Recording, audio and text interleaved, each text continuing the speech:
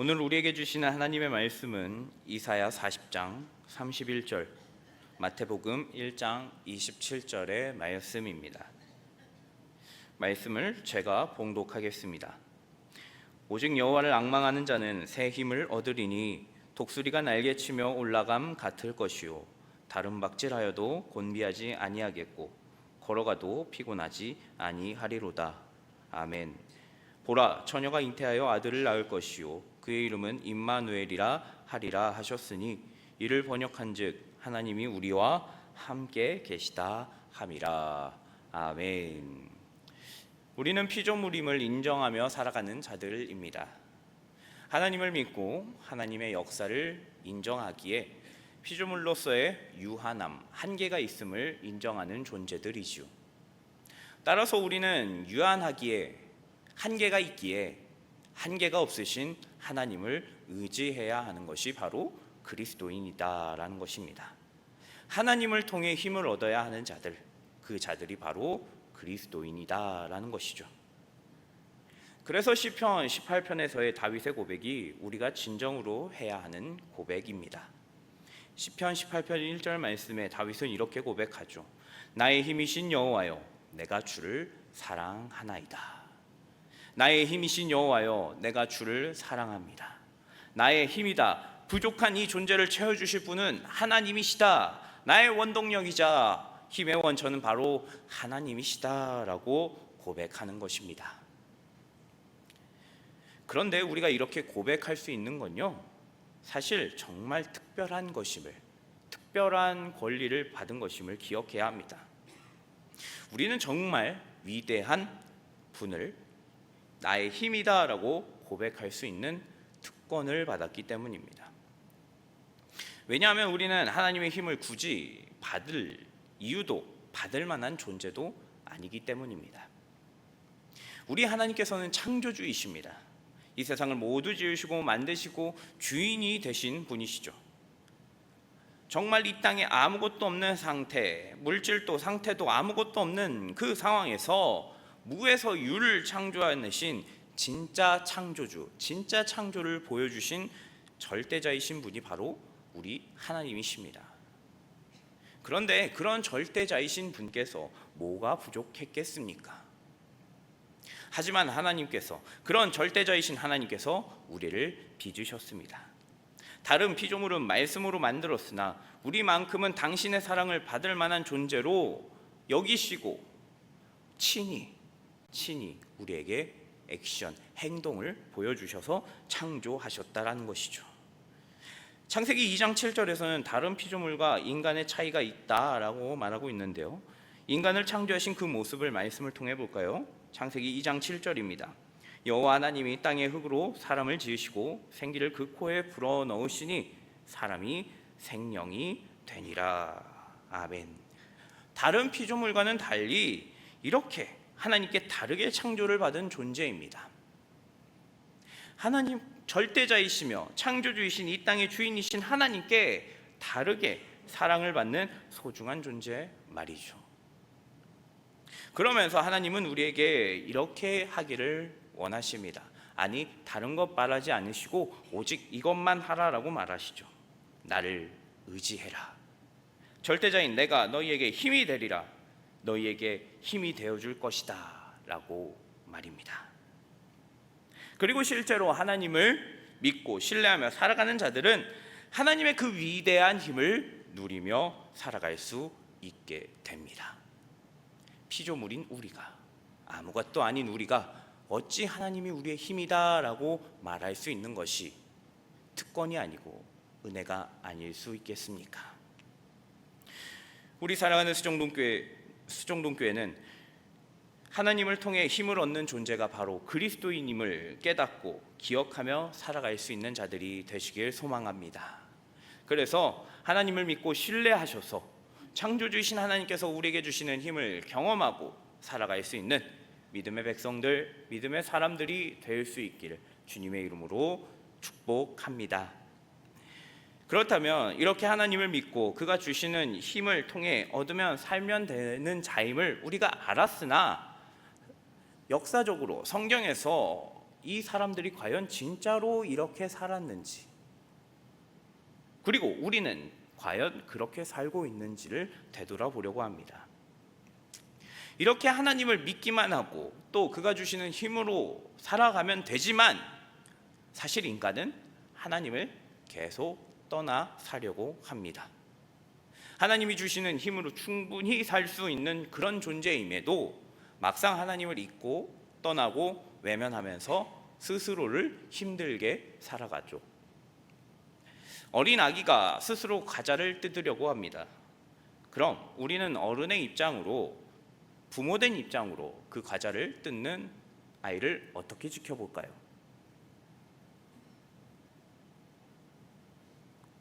과자를 뜯어주시겠습니까?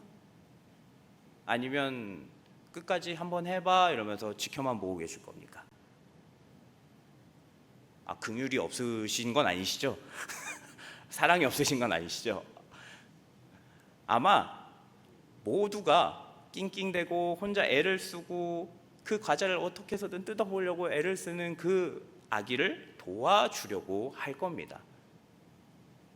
그런데 그 아기가 나에게 주면 금방 한 번에 쫙 하고 뜯어줄 그 과자를 고집을 피우고 주지 않는다라면 그 아기는 그 과자를 쉽게 먹습니까? 어렵게 먹겠습니까? 당연히 어렵게, 못 먹을 수도 있겠죠. 그때 우리는 이렇게 생각합니다. 그 어린 아기를 보면 이렇게 생각하죠. 이거 주면 금방 끝나는 일인데 왜 주지 않고 고집을 피우지? 혼자 애쓰지 않고 나한테 주면, 나한테 맡기면 금방 해결될 텐데 왜 저렇게 허비하지? 라고요. 그런데 이게 사실 우리와 하나님의 모습입니다. 내 부족한 힘을 하나님 앞에 고백하고 그분을 신뢰하며 그분에게 맡긴다면 금방 해결될 일인데, 더 쉽게, 더 순조롭게 모든 문제를 해결할 수 있음에도 인간은 하나님을 떠나 자신 스스로 하려고 합니다. 그리고 그 모습은 에덴 동산에서의 아담과 하와, 그들의 죄와 불순종이 들어온 이후 지금 우리에게까지도 그 죄성이 동일하게 나타나고 있지요. 아담과 하와는 하나님을 믿고 하나님의 말씀을 믿고 선악과를 먹지 말았어야 했습니다. 하나님과 함께 거닐고 그곳에서 평안하게 살 수 있는 환경이었습니다. 그렇기에 하나님의 명령을 거역할 이유가 없던 존재들이었죠. 그런데 그들은 하나님의 말씀을 잊었습니다. 그리고 스스로 힘들게 사는 존재들이 되었죠. 이전에는 그렇게 힘들게 살지 않아도 됐지만 이제는 하나님을 떠나 괴롭게 살아야 되는 존재들, 하나님을 피해야만 하는 존재들이 된 것이죠. 이런 인간의 나쁜 본성은 하나님의 백성이라는 이스라엘의 모습을 통해서도 볼 수 있습니다. 출애굽했을 때의 이스라엘을, 그들은 정말 어려운 삶을 살았기에 하나님께 한탄하며 자신을 구해줬으면 좋겠다라고 기도했었습니다. 그러고 정말로 하나님께서는 그 기도에 응답하셔서 그들의 어려움을 탈출시켜 주셨죠. 애굽에서의 종으로서 힘들고 어려운 그 순간에 하나님께서 모든 인도와 모든 힘을 다 하시면서 도와주셨습니다. 바로의 마음을 돌리게 하도록 10가지 재앙을 내리시기도 했고, 쫓아오는 애국 군대로부터 도망갈 수 있도록 홍해를 갈라주시기도 했습니다. 그리고 그들이 가는 길을 알지 못해 불기둥과 구름기둥으로 갈 길을 인도해 주셨으며, 또한 배고파하는 이스라엘을 위해 매일과 같이 만나의 은혜 역시 부어주셨습니다. 그런데 그런 그들이 하나님을 떠나려고 했습니다. 매일과 같이 하나님을 원망했고 하나님을 탓했죠. 그리고 그 절정이 바로 금송아지를 만든 사건에서 나옵니다. 모세가 시내산에 하나님께 율법을 받기 위해 올라갔는데 이제 막상 모세가 내려오지를 않는 겁니다. 모세가 자신들을 이끌고 왔는데 보이지 않게 되고 눈앞에 보이지 않으니까 광야에서 그들이 버려진 건 아닌가 하며 두려워하기 시작했죠. 그래서 그들은 하나님을 의지하지 않고 떠나게 되는데 그게 바로 금송아지를 만든 것입니다. 출애굽기 32장 8절에 이렇게 나와 있죠. 그들이 내가 그들에게 명령한 길을 속히 떠나 자기를 위하여 송아지를 부어 만들고 그것을 예배하며 그것에게 제물을 드리며 말하기를. 그것을 만들고 어떻게 말했는지가 중요합니다. 어떻게 말했어요? 이스라엘아, 이는 너희를 애굽 땅에서 인도하여 낸 너희 신이라 하였도다. 이는 너희를 애굽 땅에서 인도해 낸 신이래요. 누굴 보고요? 금송아지를 보고. 하나님이 인도하시고 하나님이 이끄셨는데 그것을 외면하고 금송아지에게, 우상에게 하나님처럼 애굽을 인도해냈다라고 말한 겁니다. 하나님이 인도했던 그 사실을 잊고 그들은 떠나고 외면하기 시작했습니다. 자신의 문제, 두려움의 문제가 다가오자 하나님을 떠나기 시작한 것이죠. 그러면서 하나님이 분명 애굽에서 인도해낸 분이 하나님이신데 하나님이 애굽에서 인도해낸 자가 아니라고까지 말하기 시작합니다. 이렇게 하나님을 의지하지 않고 떠나 살던 그 DNA는 결코 변하지 않았습니다. 나라가 형성되고 솔로몬 이후에 왕국이 나뉘게 된 그때도 이들은 똑같은 모습을 보이죠. 이스라엘은 솔로몬 이후로 남과 북으로 나뉘었습니다. 그리고 이제 두 나라는 서로 교류할 수 없는 상황이 되었죠. 그런데 그렇게 되면 북이스라엘 사람들에게 중요한 문제가 하나 생기게 됩니다. 바로 성전 문제, 예배에 관한 문제가 생기게 된 것이죠. 성전은 수도였던 예루살렘에 있었고 예루살렘은 남유다에 있었죠. 그렇다 보니 북이스라엘 사람들이 예배를 드리고자 하면 예루살렘에 가야 한다, 남유다에 가야 하는 일이 생긴 겁니다. 이에 계속 교류할 수 없게 만들기 위해서 여로보암은 북이스라엘 사람들의 이탈을 막고자 대체 예배 장소를 만들고 그들에게 우상인 금송아지를 만들게 합니다. 그리고 그곳에서 예배를 드리게 하며 이렇게 말하죠. 열왕기상 12장 28절입니다. 이에 계획하고 두 금송아지를 만들고 무리에게 말하기를 너희가 다시는 예루살렘에 올라갈 것이 없도다. 이스라엘아, 이는 너희를 애굽 땅에서 인도하여 올린 너희의 신들이라 하고. 이처럼 이스라엘은 끊임없이 하나님에게서 벗어나려 했습니다. 하나님의 힘을 찾지도 않고 하나님을 원하지도 바라지도 않고 말이죠. 하나님이 눈에 보이지 않는다고, 하나님이 직접 도와준 게 무엇이 있냐라며 하나님을 떠나 살고자 다른 우상을 바라보고 다른 신들을 바라보고 하나님을 떠나 살았었습니다. 그러니 하나님이 구약의 수많은 선지자들을 세우시고 부르시고 선지서들을 남기신 이유를 알 것 같습니다. 그래서 구약의 수많은 선지자들을 통해 그들을 통해 끊임없이 말씀하셨죠. 너희가 나를 떠나 살지 마라. 죄를 그만 짓고 이제 다시금 나에게 돌아와라. 나를 바라보고 나를 의지하는 자는 구원을 얻고 힘을 얻고 내 백성으로 나의 힘으로 살아갈 거야 라고 말씀하셨죠. 수많은 선지자들이 하나님의 말씀을 전했지만 그 말씀, 그 내용이 이사야 40장 31절에 이렇게 나와 있습니다. 오직 여호와를 앙망하는 자는 새 힘을 얻으리니 독수리가 날개치며 올라감 같을 것이요 다른 박질하여도 곤비하지 아니하겠고 걸어가도 피곤하지 아니하리로다. 하나님을 바라보면 새 힘을 얻을 거야. 너희가 독수리가 날개치면 새 힘을 얻어서 쑥쑥쑥 올라가듯이 다른 박질하여도 달려도 걸어도 피곤하지 않고 지치지 않을 거야. 그런 힘이 나에게 있어. 그러니 제발 나를 좀 바라봐다오 라고 간곡히 말씀하셨습니다. 비록 이스라엘은 이런 능력의 하나님, 우리의 힘이 되시는 하나님을 계속 떠나 살았지만 우리 사랑하는 수정동교회는 새 힘이 되어주신, 새 힘이 되시는 하나님을 앙모하고 바라보며 살아가는 자들이 되시길 소망합니다. 하나님이 보이지 않는다고, 내 멋대로 살고 싶다고 하나님을 떠나 스스로 힘들게 사는 자들이 아니라 하나님을 바라봄으로 하나님을 의지하며 살아갈 수 있는 자들이 되실 수 있길 간절히 소망합니다.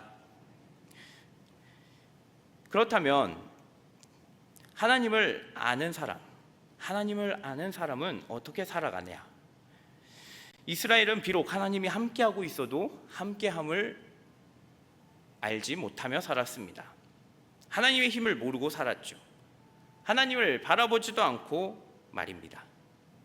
하지만 하나님이 함께하심을 아는 자들, 그래서 하나님을 바라보는 자들은요, 하나님이 주시는 힘을 얻으며 살아갈 수 있습니다. 아까 함께 읽은 시편 18편에서 다윗은 하나님이 함께하심을 고백했죠. 자신의 신앙을 이렇게 고백했습니다. 하나님이 나의 힘이다 라고 말입니다. 그런데 이렇게 고백했던 다윗이었으나 사실 다윗의 삶은 그렇게 호락호락하지 않았습니다. 어린 시절 가족에게도 인정받지 못했고, 또한 자신이 모시던 왕에게 쫓겨서 나라와 고향, 가족들을 버리고 해외로 망명 생활을 해야만 했습니다. 더 나아가서 나라를 통치하고 하나가 된 이유, 왕이 된 이유에서도 수없이 많은 일들이 있었으며 수많은 암살과 쿠데타의 위기에서 살아내었어야만 했습니다. 그런 그가 하나님을 믿고 사랑하고 신뢰했다면 그의 인생의 고난이 없어져야 한다.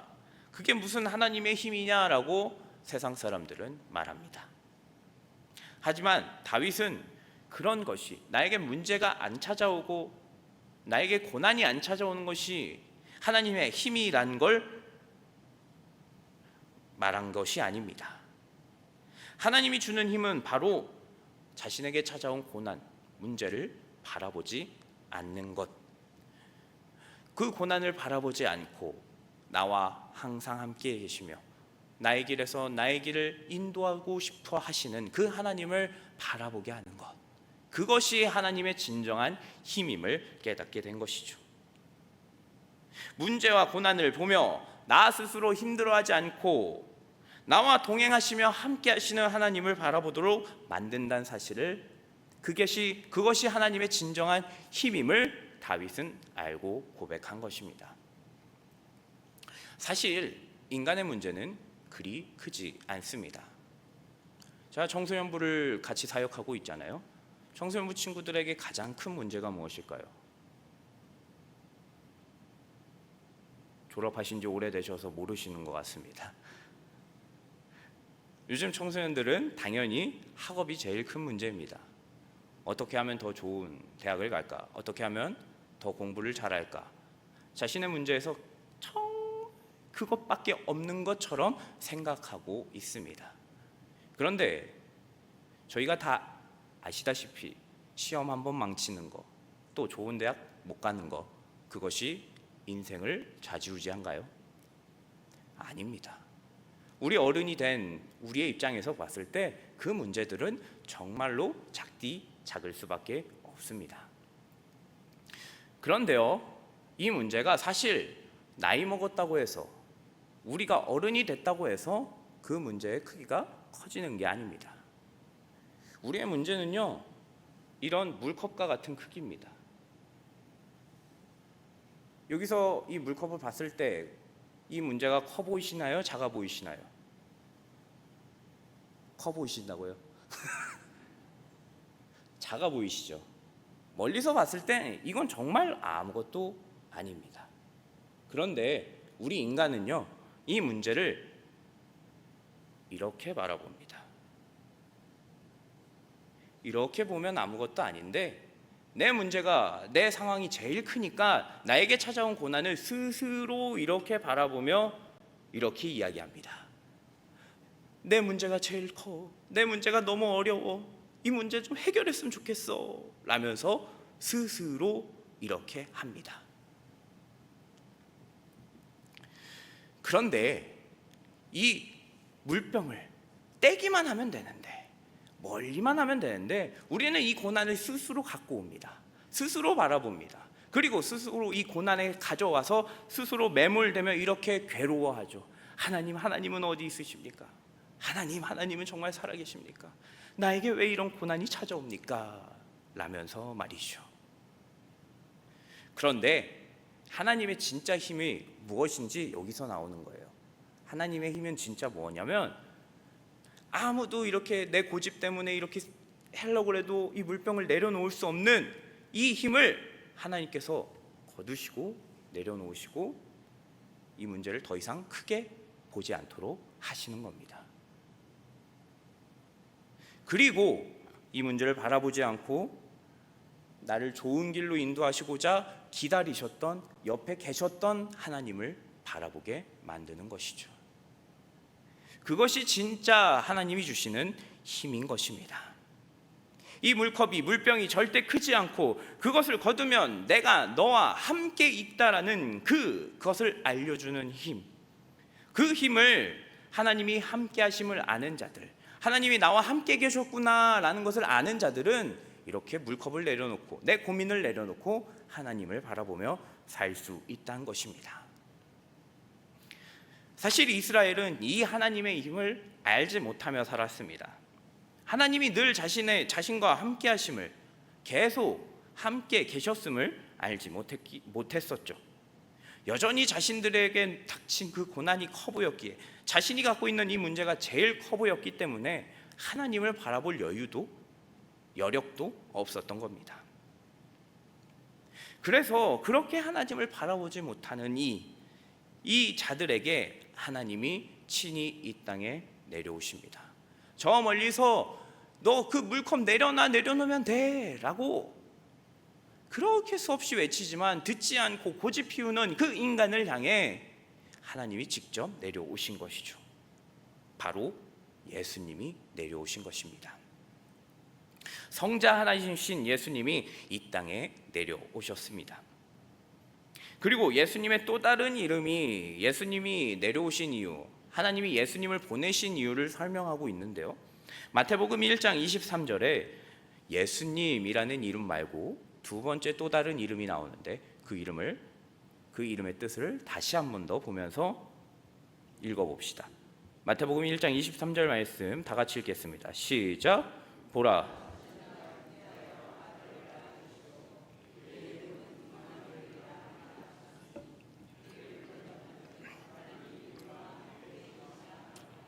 아멘. 그의 이름, 또 다른 이름이 뭐라고요? 임마누엘. 근데 그의 뜻이 뭐라고요? 임마누엘의 뜻이 뭐라고요? 하나님이 우리와 함께 계시다. 하나님이 함께 계심.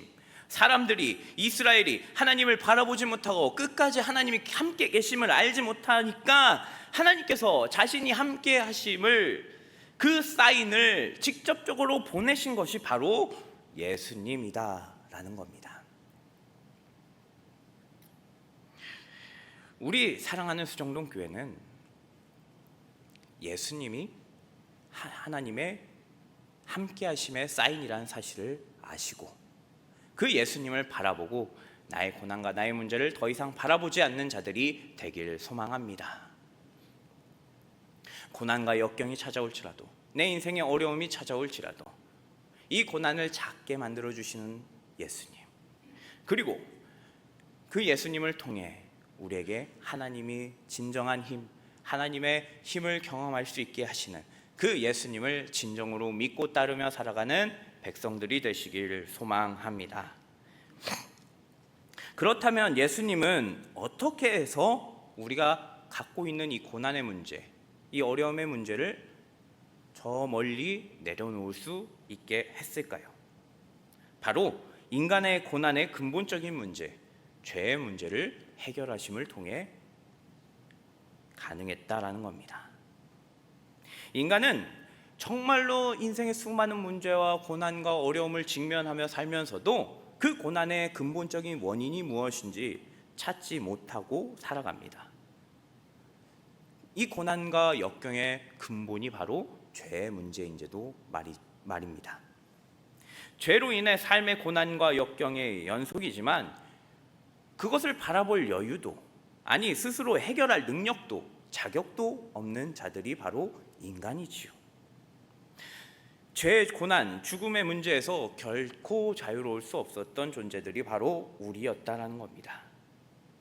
그런데 예수님께서는 우리가 그 고난과 역경이 아무것도 아님을 말씀하시면서 죄의 문제가 해결되었으니 너희가 그 모든 것에서 자유로워졌어 라고 이야기하셨습니다. 죄를 처리하여서 세상의 모든 죄를 짊어지고 내가 그 모든 것을 속량했으니 너희는 그것으로부터 자유로워졌어 라고 예수님이 말씀하신 것입니다. 마가복음 10장 45절에 예수님이 이렇게 말씀하시죠. 인자가 온 것은 섬김을 받으려 함이 아니라 도리어 섬기려 하고 자기 목숨을 많은 사람의 대속물로 주려 함이니라. 예수님이 오신 이유가 뭐라고요? 우리의 죄를 대속하시기 위해 오셨다라는 겁니다. 이전에는 죄의 문제가 해결되지 못해서 스스로 끙끙대며 알며 살던 너희를 위해 내가 이제 그 죄의 문제를 해결해 줄 테니 그 삶의 고난을 내려놓으라. 이젠 그래도 돼 라고 예수님이 알려주신 겁니다. 그래서 요한복음 14장 6절에서도 이렇게 말씀하시죠. 그 죄의 문제가 해결될 수 있는 유일한 길, 아버지께로 나아오고 하나님의 힘을 경험할 수 있는 유일한 길이 바로 나다라고 말하는데요. 요한복음 14장 6절, 예수께서 이르시되 내가 곧 길이요 진리요 생명이니 나로 말미암지 않고는 아버지께로 올 자가 없느니라. 너희가 이 전에는 죄의 문제를 해결하고 싶어도 해결할 수 없었지. 이 고난의 문제, 이 어려움의 문제들을 너희가 끝까지 붙들며 살았지. 하지만 이젠 그럴 필요가 없어. 왜? 내가 너희의 구원자고 하나님의 힘을 느낄 수 있게 하는 유일한 길이기 때문에 나를 통해서 너희가 자유로워질 수 있어 라고 말씀하신 것입니다. 우리는 이제 우리의 고난의 근본적인 문제들이 해결되었습니다. 죄에서 자유함을 얻었고 예수를 믿기만 하면 예수님이 주시는 이 힘을 통해 우리는 이 고난들을 더 이상 고난으로 여기지 않을 수 있지요. 로마서는 이 예수님의 사역이 우리에게 준 능력, 힘이 이렇다라고 말하고 있습니다. 로마서 3장 23절과 24절 말씀 우리 함께 읽어볼까요? 시작. 모든 사람이 죄를 범하였으며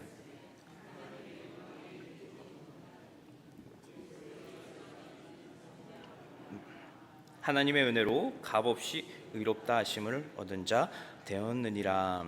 아멘. 전에는 하나님을 바라보고 싶어도 바라볼 수가 없었습니다. 아담과 하와가 죄를 지은 이후로 정말로 하나님을 직면하고 대면하고 싶어도 바라볼 수가 없었습니다. 왜? 우리의 죄의 문제가 해결되지 않았기 때문에. 그것 때문에 하나님께 나아가고 싶어도 내 눈앞에 있는 고난을 덜어내고 하나님을 바라보고 싶어도 바라볼 수 없었던 것이죠. 그런데 예수님께서 우리의 죄의 문제를 해결해 주셨습니다.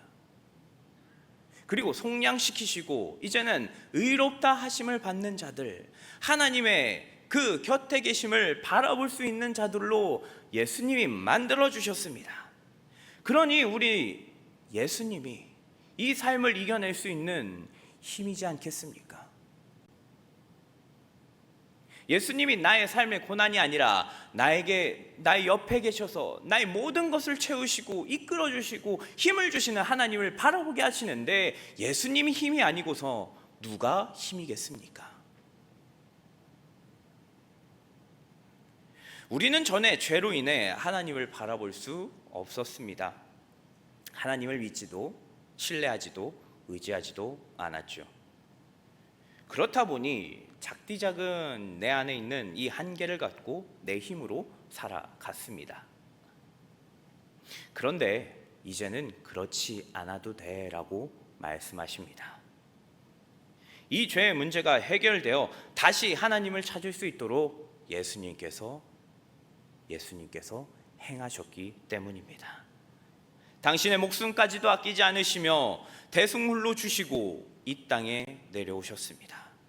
그러면서 하나님이 함께 하신다라는 사실을 예수님이 알게 하셨습니다.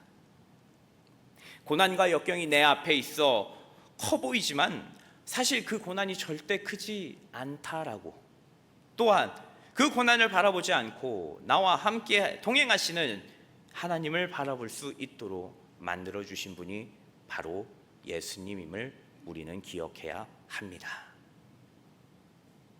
이제 우리가 그분을 믿기만 한다면 우리는 그분의 힘으로 살아갈 수 있습니다.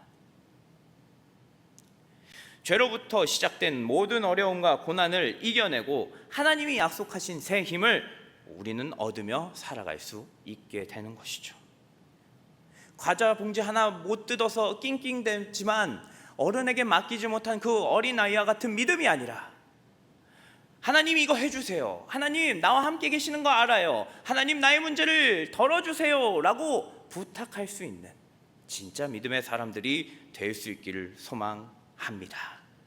그래서 우리 수정동교회는 고난과 역경을 더 이상 크게 바라보지 않으며 나와 함께 하시는 하나님, 그리고 그렇게 할 수 있도록 나의 죄 모든 문제까지도 해결해 주신 예수님, 그분만을 믿으며 신뢰하며 바라보며 살아갈 수 있는 우리 수정동교회 성도님들이 되실 수 있기를 주님의 이름으로 간절히 축복합니다.